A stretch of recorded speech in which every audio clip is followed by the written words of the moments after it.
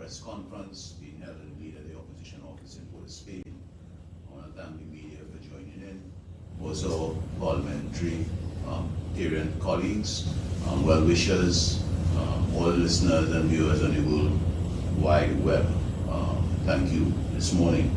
This morning, I'm joined with my colleague, the member for Naparima, Rodney Charles, who shadows crime as part of his portfolio, and I also, as the member for Parliament appointed pair, shadow energy. So without further delay, I would like to ask MP Rodney Charles to present this morning some issues that are burning, as we see in the front page of some of the media newspapers this morning on crime. So, Rodney. Thank you, my colleague MP David Lee, and welcome to our viewers. Our Prime Minister has just engaged in another expensive international joyride. Tomorrow, he hosts another PR news conference, high on form, lacking in substance. 22 citizens who were alive on the day he left Trinidad and Tobago for Switzerland are now murdered. An additional 6 were killed by the police. Our murder rate, and I'm taking it from the papers today, our murder rate stands at 410 compared to 265 this time last year. So we are on track for this year recording the most murders in our entire history. But tomorrow, we will hear nothing about what is our most pressing concern, our safety and security. Nothing about his public health emergency, as if the word emergency does not imply crisis, compulsion, urgency, requiring immediate attention. Nothing about the status of the committee established to confront it. Nothing about whether the committee has begun its work, its targeted completion date. Nothing about even assurances that the required resources have been allocated. Nothing. Tomorrow is merely a temporary respite from his global coveting as he contemplates more per diems paid in pounds sterling as he prepares to attend the funeral of Her late Majesty, the Queen of England. To date, Dr. Rowley is our most traveled Prime Minister, spending almost an entire month in the US for what we were told was a mere routine medical checkup. And while Dr. Rowley and his Gary Sobers were tripsing up and down Europe, 3 citizens from Enterprise were shot and killed by the police last Friday, bringing the number of those killed by the police for the year to 28. And I'm seeing in today's Express, cops killed 3 more. But does Dr. Rowley really care? Does the death of 28 citizens matter to Dr. Rowley? Today, the UNC is calling for the immediate mandatory use of body cameras for all 10,000 police officers. At the very least, for those many thousands engaged in frontline operations with criminals, they must be equipped with body cameras. Body cams will provide irrefutable visual evidence concerning the circumstances surrounding any shootings by police. It ensures that all interactions between citizens and the TTPS are recorded and that they conform to the requisite protocols of decency and professionalism. They will provide needed assurance to all citizens that all police shootings conform to the law and were necessary having regard to all the circumstances. This will engender trust, goodwill, and cooperation between the citizens and our police service. Trinidad and Tobago will also be in a position to provide irrefutable evidence to international agencies that we are not a country characterized by excessive numbers of extrajudicial killings. That is third world. That is wild, wild West territory. That is not our beloved Trinidad and Tobago. United States Department of State released its 2021 Human Rights Report and found, and I quote, credible reports that members of our security forces committed abuses. End of quote. That was reported in Newsday, April 16, 2022. According to that report, those, I quote, significant human rights issues, end of quote, included unlawful arbitrary killings by police. So if we wish to assuage concerns of citizens and communities, especially in hotspots, if we are to comprehensively refute claims by international agencies that unlawful arbitrary killings are the norm in Trinidad and Tobago, if we wish to absolve good police officers, and I repeat, good police officers, from being tarnished by a broad brush of criminality, then the use of body cams must be made mandatory. There's no other way. The families of those killed by police must not go to their graves believing that their loved ones were unjustly killed. And they go to their graves hating our police because no irrefutable evidence of innocence or guilt was provided. We have to protect our hard-working, law-abiding police officers and get rid of the few bad apples. And that is why the Trinidad and Tobago Police Service Social and Welfare Association must, I repeat, must ensure that the good needs of its hard-working police officers must be protected by calling for the provision of body cams to all frontline officers.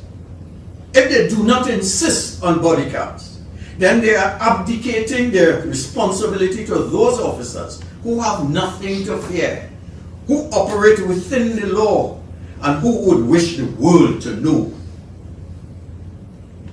If body cams are supplemented by comprehensive CCTV coverage of hotspots, and I'm reading in the papers today where they're saying that Tunapuna is now a hotspot.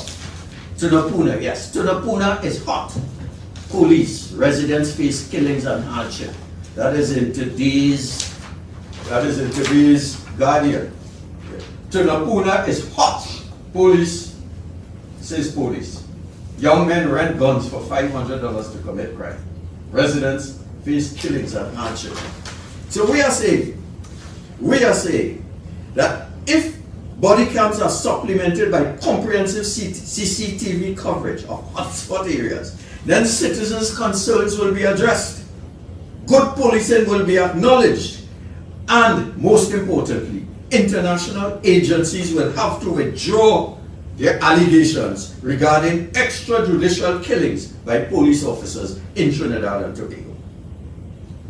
But this Keith Rodney administration doesn't care about hard-working police officers who are just as concerned as the rest of us about the few rogue elements in their midst. It is the very few rogue officers who are giving the entire TTPS a bad name. Rowley and Hines are not supplying the TTPS with resources, including body cams and CCTVs, for them to do their work.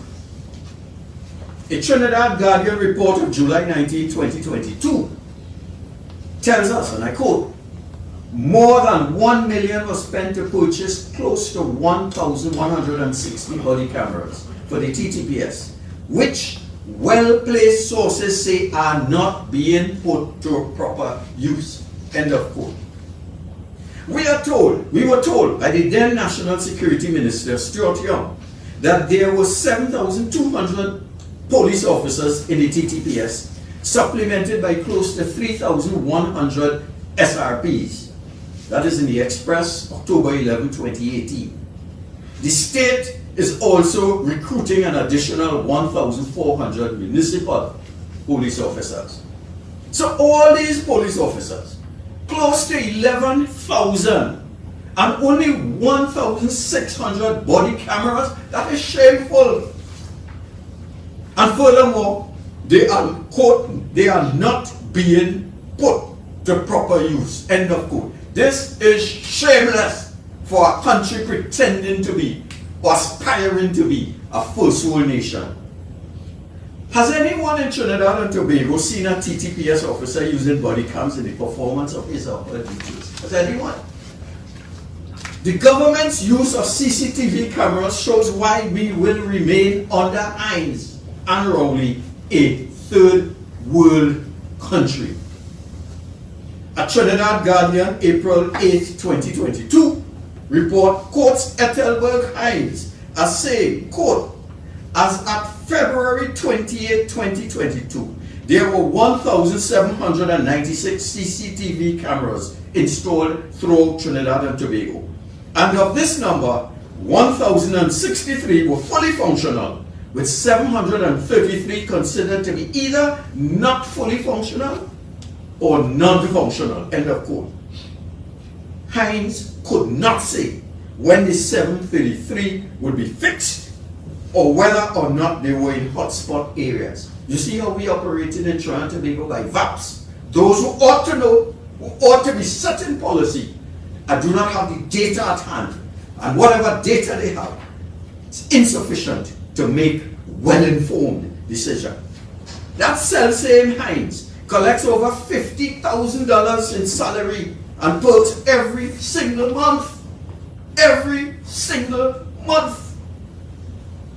That same U.S. Human Rights report indicated that extrajudicial killings were exacerbated by, quote, a culture of impunity resulting from the slow pace of the judiciary. Our Chief Justice should be ashamed that the whole world knows that the institution over which he presides is best known for its sloth, incompetence, slowness, and indolence. But like Rowley, Dr. Rowley, he too racks up frequent flyer miles. I think he's out of the country now in some conference somewhere, or he probably arrived yesterday or the day before. The UNC will ensure when it returns to office that it will endeavor to ensure that as many officers as possible, especially those many thousands in frontline battle with criminals, these police officers will be equipped with fully functional body cams. It will also develop and implement appropriate regulations and a regulatory framework for the mandatory use of body cams by TTPS officers. It will ensure widespread CCTV coverage with 24/7 monitoring in all hotspot areas, including Tunapuna, which we are informed about today. Especially where murders are being committed and where bodies are dumped, for example in the Aripo Heights in Sandy Grande. We will also re-examine the powers of the PCA, Police Complaints Authority, to empower it along the lines of the Special Investigative Unit, the SIU, in Canada. The SIU keeps citizens informed at every stage of every investigation of police officers, every manjack. I could go in from Trinidad and see the report on Police X who shot and killed a citizen. I could see it in Canada. In Trinidad after that, I don't know. It's not available. Obfuscation. Whilst the SIU does not prosecute, it is most able to get the ball rolling instead of allowing cases to languish for years. That is the type of measurable targets we must strive to achieve in this Trinidad and Tobago. The second area I wish to talk about is our non-performing SSA. The SSA is, in our view, an Israeli-trained, taxpayer-funded PNM spy agency set up to macro activities of hard-working citizens who oppose the PNM. We are shamelessly told by a senior PNM minister that citizens have no right to privacy. I was told, I couldn't believe it. Citizens have no right to privacy. Because of the SSA, I suspect, and I do verily believe, I could be wrong, that advanced copies of speaking notes of all opposition MPs are made available to the other side. Could be wrong. I just believe that. I also suspect and do verily believe that our computers, WhatsApp communications, and text and telephone messages are monitored in real time. Could be wrong. But this is the belief of many of the 300,000 persons who support the UNC. Today we ask, what does this billion-dollar agency really do for our crime-fighting plans, especially against gangs, which the TTPS tells us is responsible for the majority of murders in our country? I was reading it somewhere where they said gangs. Oh yes, in the Guardian today, gangs take over.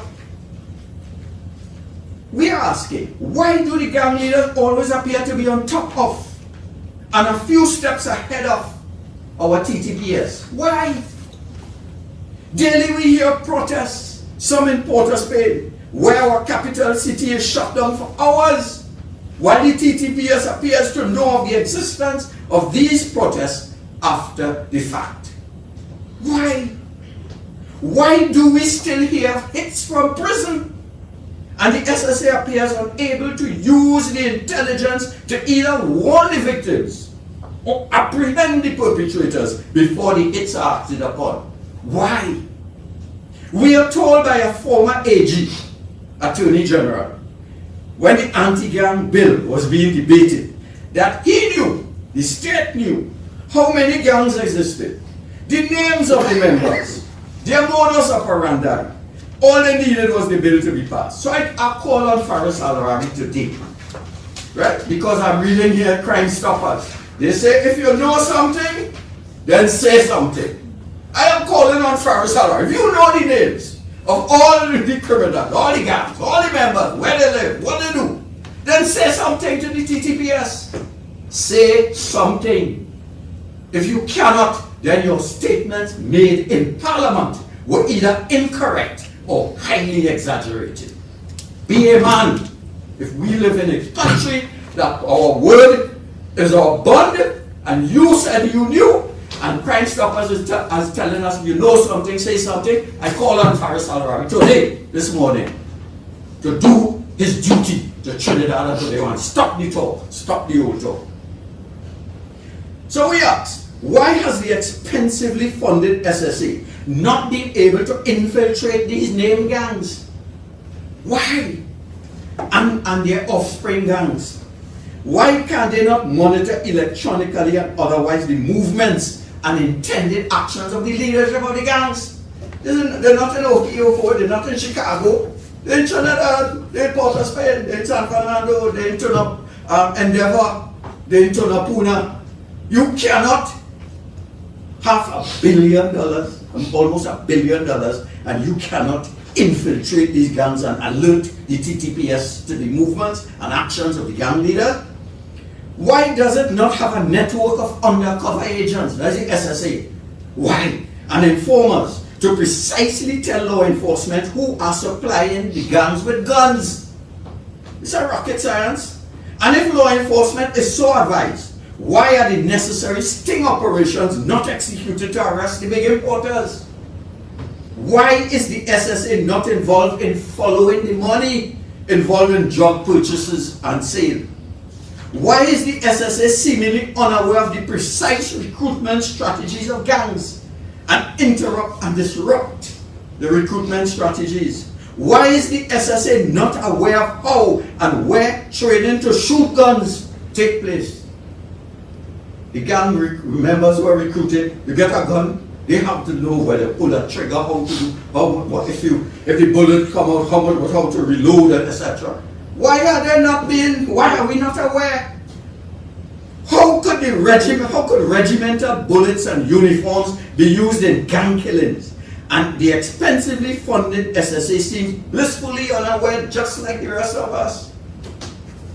The budget for the SSA for fiscal 2022 was originally $287 million.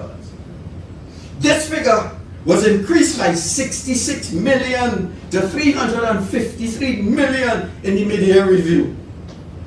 The UNC has called on Culminbert to justify that additional $66 million. Does the justification rest on its political spying efficiencies?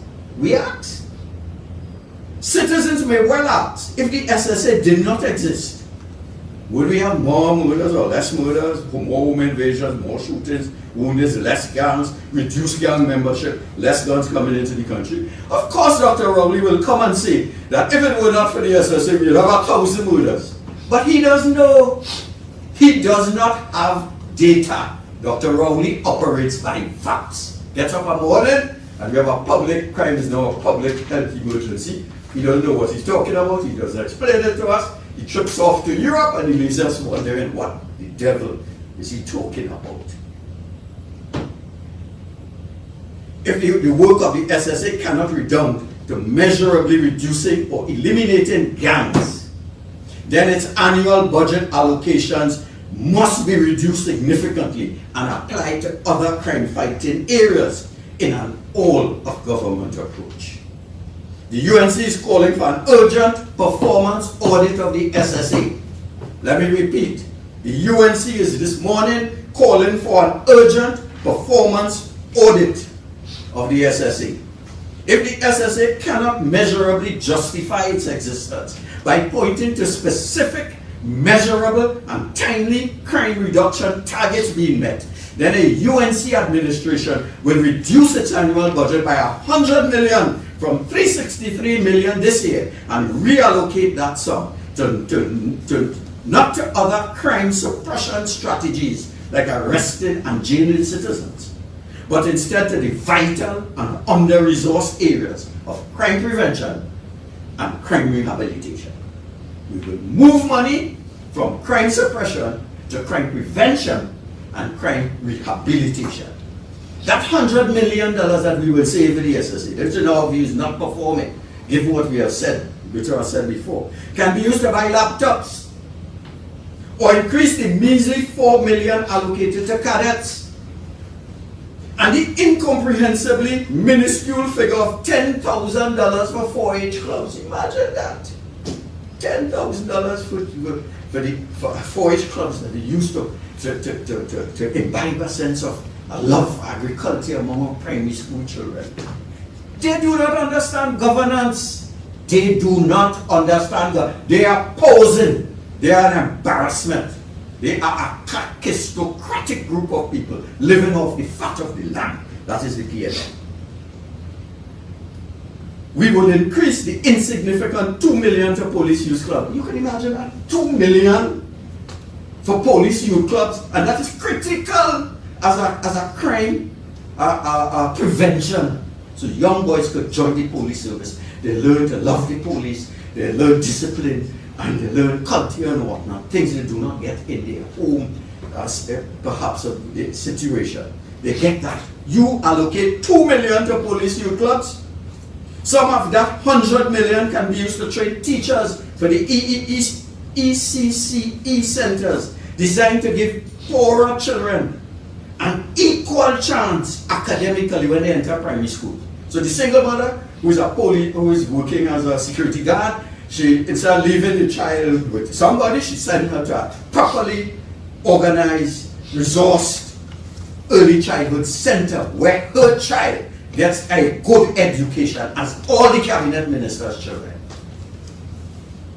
The government tells us that crime suppression strategies include expenditure on education. When you raise this point, they say, oh, we spend money on education, and therefore that's a crime prevention approach. And I ask the question, really? In some school, no teaching takes place today unless there are armed police officers present. That is what has happened to our schools. Has the government not examined this year's failure rate in the majority of our primary and secondary schools? This government spends 90% of the national security budget on crime suppression. 90%. And even when they spend that on crime suppression, most of the money is wasted. For example, money spent in crime suppression areas of body cams, CCTVs, even police vehicles, even Trinidad and Tobago Coast Guard patrol vessels are literally wasted or misspent. The time has come for wholesale and comprehensive review of our skewed expenditures in the three areas of crime prevention, crime suppression, and crime rehabilitation.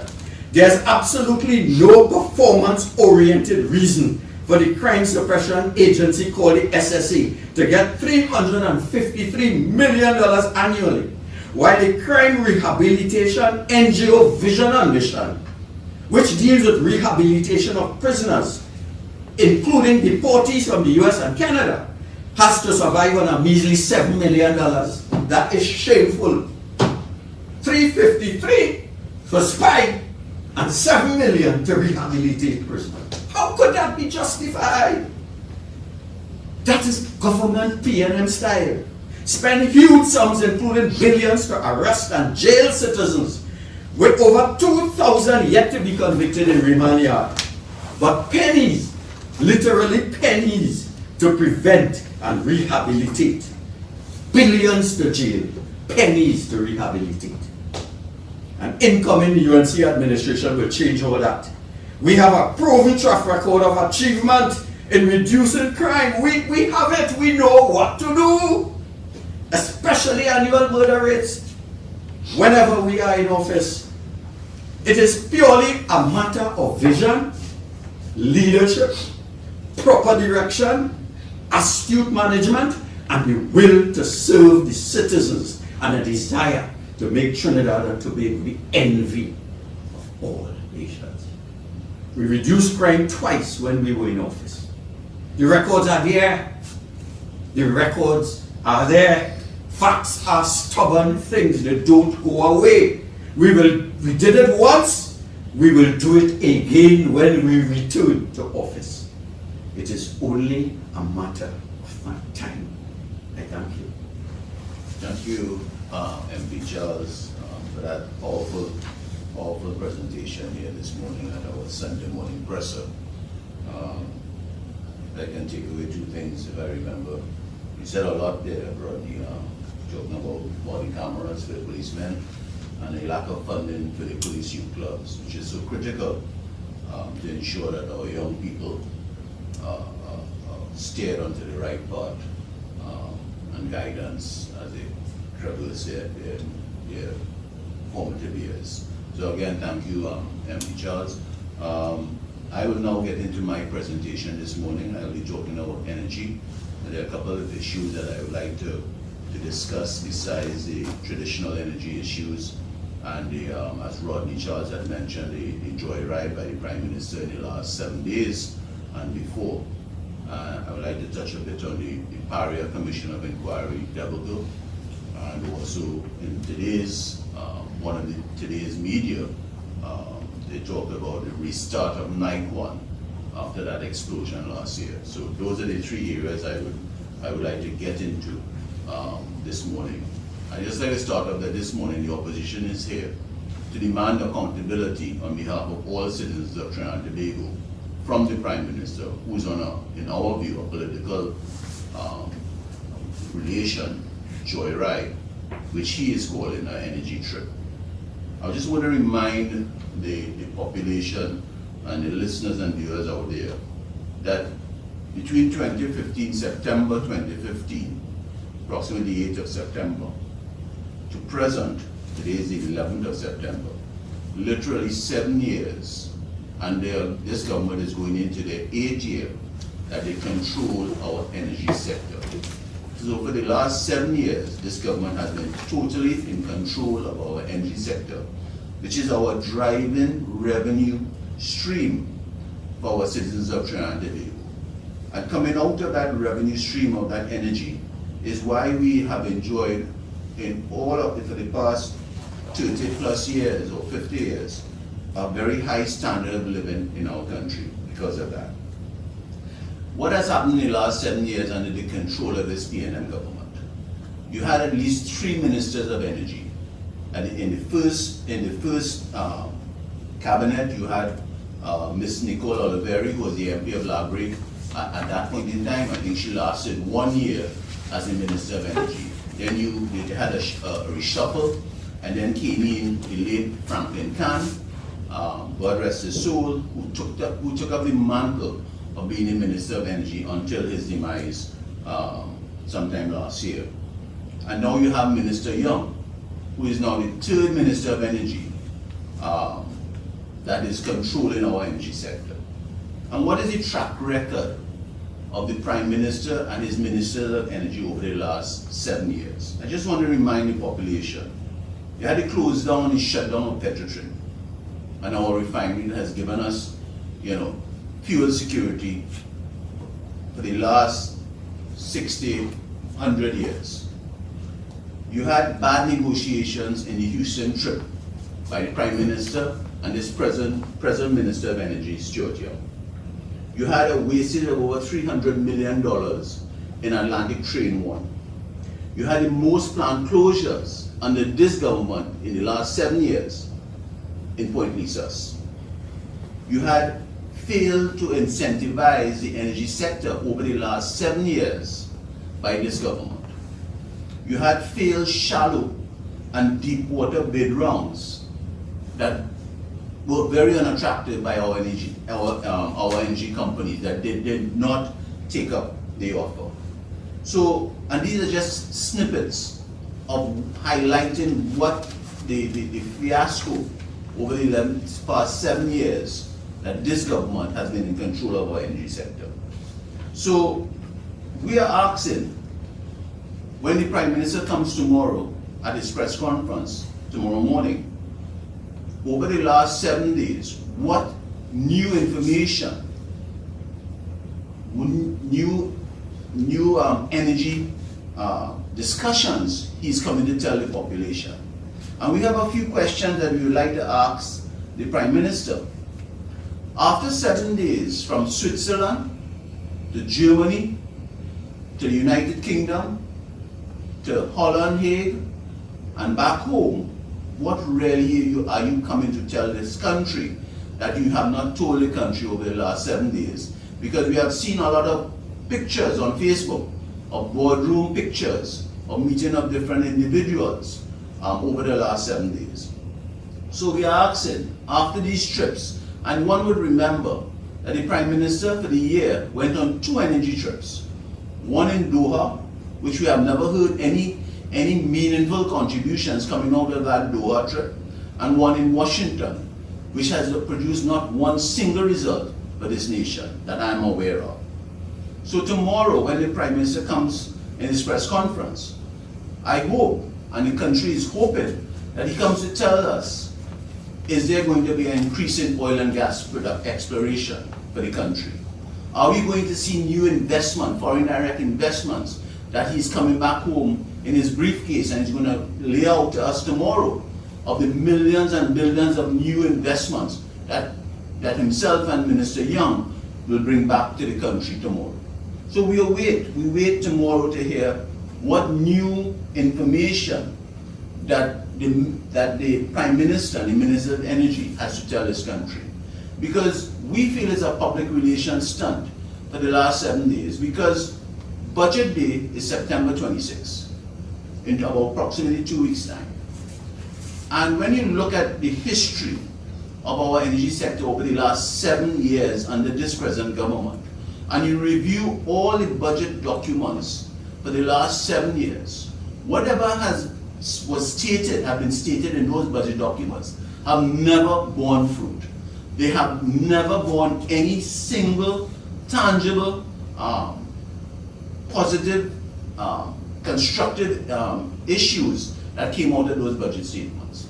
So that we are not surprised, and we will not be surprised if on the 26th of September, the Minister of Finance and the Prime Minister will come with a lot of fluff in the energy sector, and will give the, the people hope that a lot of things will be happening. It's like calling it coming attractions. And I want to tell the Prime Minister and the Minister of Finance, the movie industry business is dead.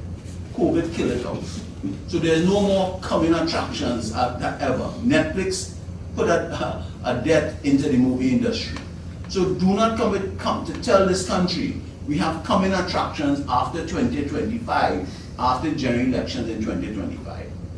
Because what the country wants to know, for the last 7 years, you have really fooled the population in the energy sector. And we want to know what tangible things are going to happen in the next 12 months come in this budget that will be presented on September 26th. And I ask the chambers, especially the energy chamber, to really dissect the budget statement and do not do a cut and paste that is done every year. When a budget statement is presented, there's a cut and paste of the same words that are used. It's a great budget. The same rhetoric is used every year for the last 7 years that this government has presented a budget statement. So I would not be surprised if the same cut and paste that we've done on the 9th of the 26th of September after the budget statement has been read. So we wait. We wait with bated breath tomorrow to hear what the Prime Minister has to say. Now, the Prime Minister went to Switzerland to meet Proman. And from Switzerland, from what we have read, Proman has invited him to go down to Germany to view one of their plants. I want to ask the Prime Minister, Proman has 14 plants, 14 plants in the Point Lisas industrial estate. In the last 2 years, when these plants were shut down, and they were calling for assistance from the government in respect of gas, the tailment, have you or the minister visited any of these 14 plants that Proman is a controller of in Point Lisas? Why was it so critical that you had to go from Switzerland, which was not part of your stated trip, that you had to end up in Germany to view our plant on behalf of Proman? And we are asking, does it have to do with the Clico investment that they have in the methanol plant that is in Trinidad? Because Proman owns approximately, the government, the Clico owns approximately over 56%, and the other 40-something% is owned by Proman. So we are asking, come and tell us if there has been any undertaking by negotiations at this meeting in Switzerland to sell out the asset or the shares that the Clico owns in the methanol plant in Point Lisas to Proman. We asked that question because, you see, in a budget statement previously, I think it was in 2020, the Minister of Finance made a statement in his budget statement on behalf of that. So we asked, is it bearing fruit at this point in time? Now, the other area that I would like to speak on is why was it necessary for the Prime Minister to visit Switzerland, to visit United Kingdom, to meet with these officials from BP and Shell in Hague, the officials, the CEO, etc.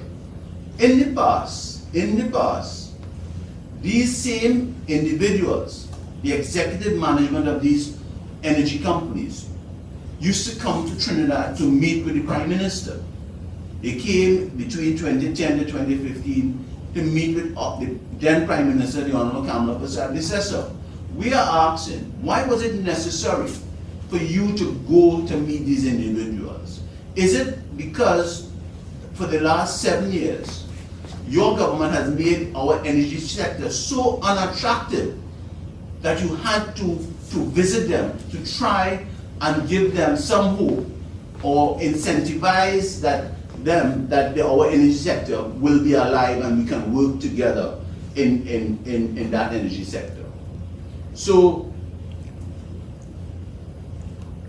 louder, okay. So we are asking, why did you feel like you had to make those trips? Because you could have done those trips by Zoom. You could have Zoomed the meeting. I remember reading that you went to Washington the other day and you ended up doing a Zoom meeting, if my memory is correct, with the Vice President of the United States. So that you did not have to leave Trinidad unless you have something very tangible that you'll be telling the country tomorrow in your press conference.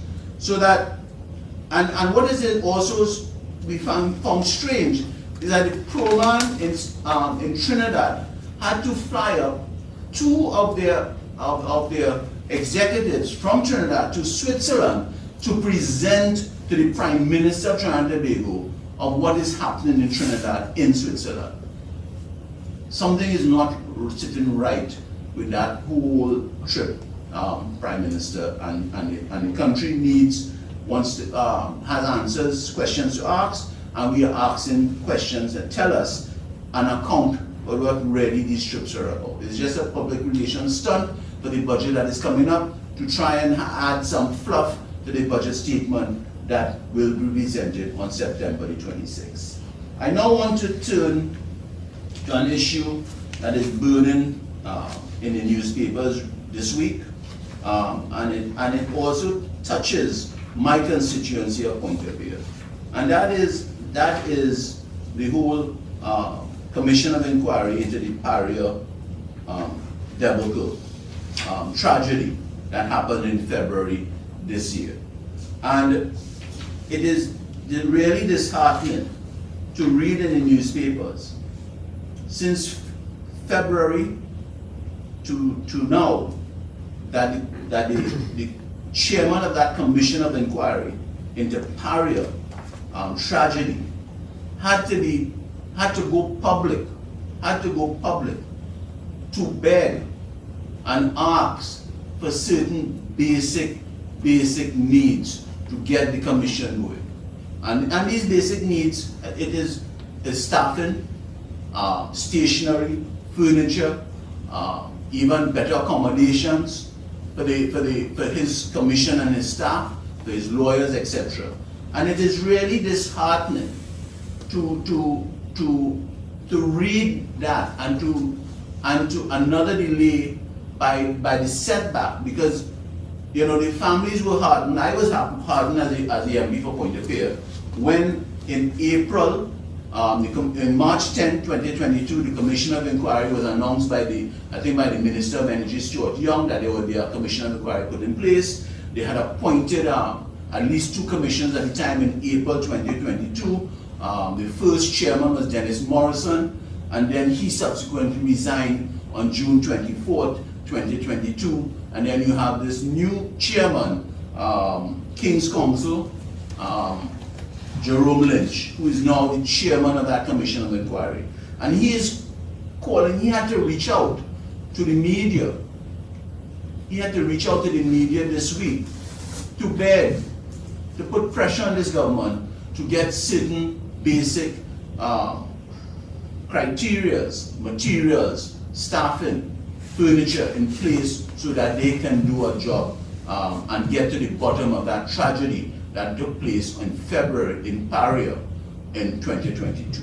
And it is really a setback for the families of the lost divers, that they have to now witness this debacle that is taking place in front of them and in the media, being played out in the media this week. So we call on the government, we call on Simon de Novrega, the Minister of Communication, to really put things in place, to work with the Commission of Inquiry, to work with the chairman and his staff, give them what is required so that they can bring some closure and get to the bottom of this tragedy. Because it is not only about the families, it also, this Commission of Inquiry also has a major company called Paria, which is owned by the taxpayers of this country, that their reputation is also at stake out of this tragedy. So it is critical that this government really gives the importance that is required to get this Commission of Inquiry going and completed with haste. I'm heartened to hear that this present chairman, Chairman Lynch, is talking about next year, by the end, next year, Easter, the report should be completed. So I'm heartened by that, and I really hope that there aren't any more setbacks for this Commission of Inquiry, because it's long overdue. The last thing I would like to touch on today is when I read in one of the daily papers today, Nikon gets okay to restart. This is it. Nikon gets okay to restart operations.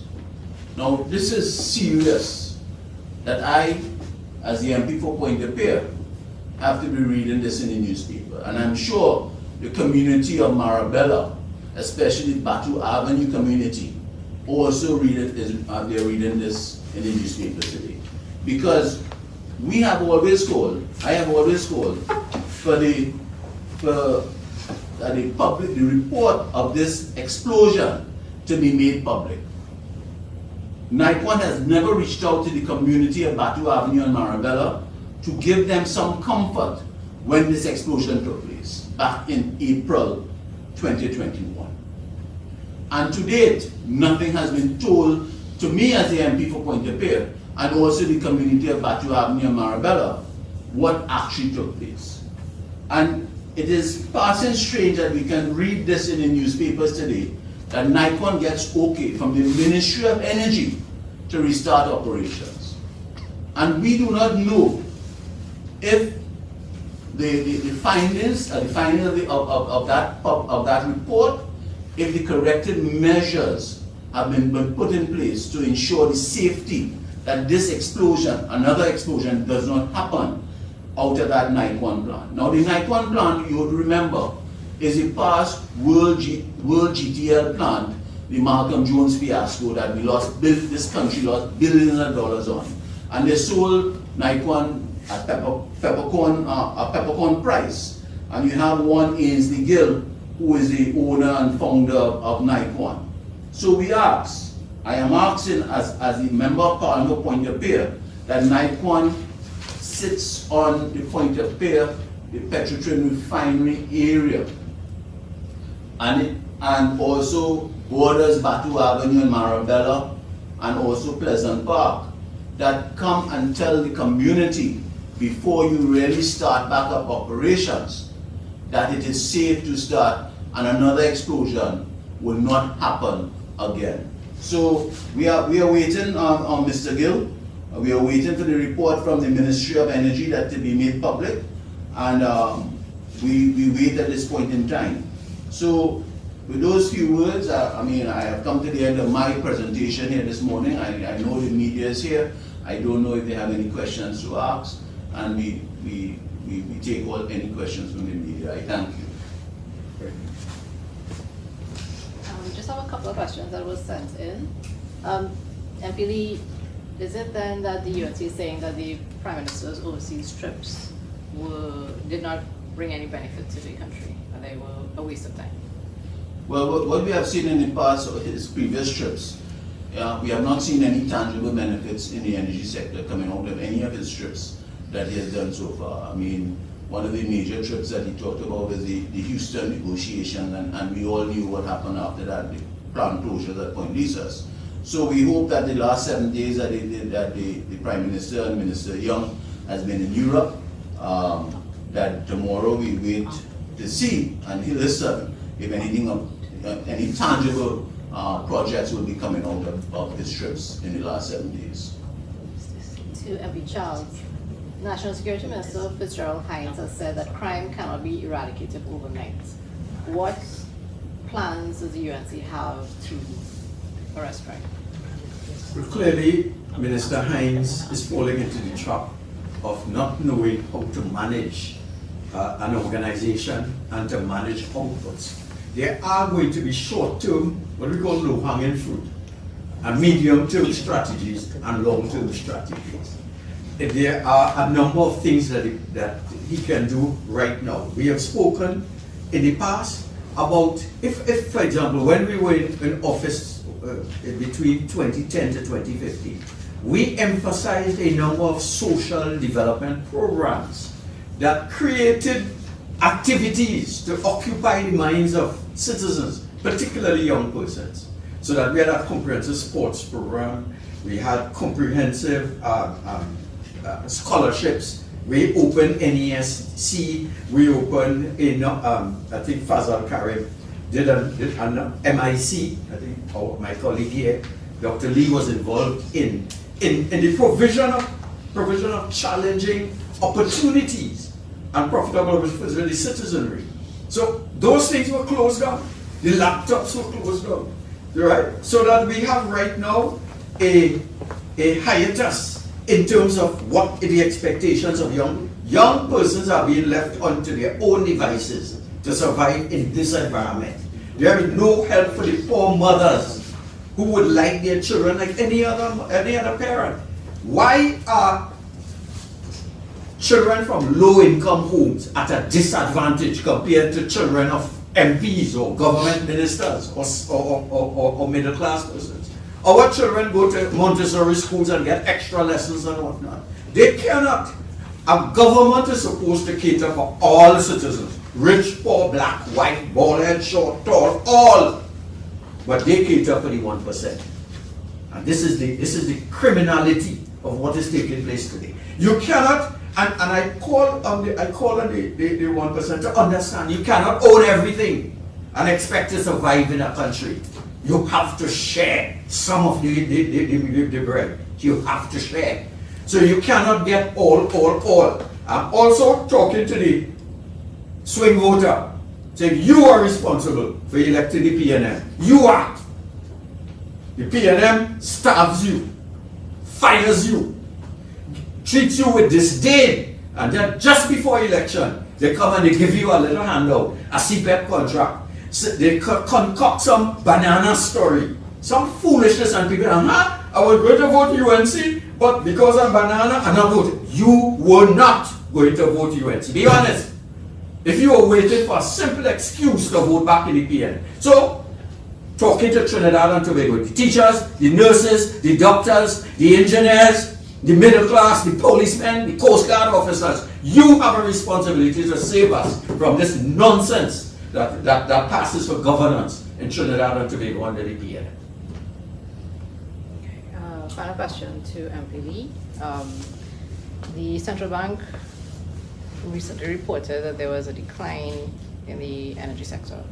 However, the recent statements of the finance minister and the spotlight on the economy seem to differ from that. Do you think, what is your view on that? Do you think that's wrong information being presented by the minister? Or? Well, the Minister of Finance keeps giving erroneous numbers to the country in its budget statements. When you look at the CSO report recently, and also the central bank last bulletin that they put out on Friday, it contradicts everything that the Minister of Finance says. The energy production is down. We have never, our energy production is down. It is right there in black and white between the CSO and the central bank. And every year, Minister Imbert comes and gives these high numbers of production, whether it be barrels of oil and gas production. And we have never met any of its production figures for the last 7 years. As a matter of fact, our production is at its lowest in both oil and gas for the last 18 plus years. And this will continue, I am sure, come on the 26th of September. Minister Imbert will again come with some fictitious numbers. And that is why I'm calling on the energy chambers to really analyze these budget statements, especially in the energy sector, that Minister Imbert is going to present, and Minister Young. I would like to also add, and I forgot to add, that part of the trip that the Prime Minister went on, and it was mentioned, Atlantic LNG, the whole restructuring of Atlantic LNG. I want to remind the population, back in January 2022, the Minister of Energy announced that the shareholders such as BP, Shell, as well as NGC had signed a heads-up agreement for the restructuring of Atlantic LNG, and they committed that negotiation would be completed by June 2022. June 2020. June has come and gone, and what we are hearing today from the Prime Minister, he is saying that the negotiations that he would have had with BP and Shell in Europe this week will be completed soon. So Minister Young back in January 2022 talked about signing a heads of agreement for the restructuring of Atlantic LNG that would be completed June 2022. Now we're hearing the Prime Minister this week saying, coming out of discussions, I think out of Hague, that the restructuring of Atlantic LNG will be completed soon. What time frame is soon? We don't know. And that is why we wait for tomorrow on his press conference for more details. But we live in hope. We live in hope. So I thank you at this point in time. So again, any questions? So again, I want to thank the listeners, the viewers out there this morning. I'd like to thank my colleague MP Charles for a powerful presentation on crime. I hope I did some justice and some clarity in the energy sector. And tomorrow, I want the viewers and listeners out there to stay tuned and join us for our Monday night virtual. As always, our featured speaker was the Honorable Kamala Prasad-Bissessar, along with some dynamic other MPs and senators tomorrow night. So again, thank you, thank you, thank you.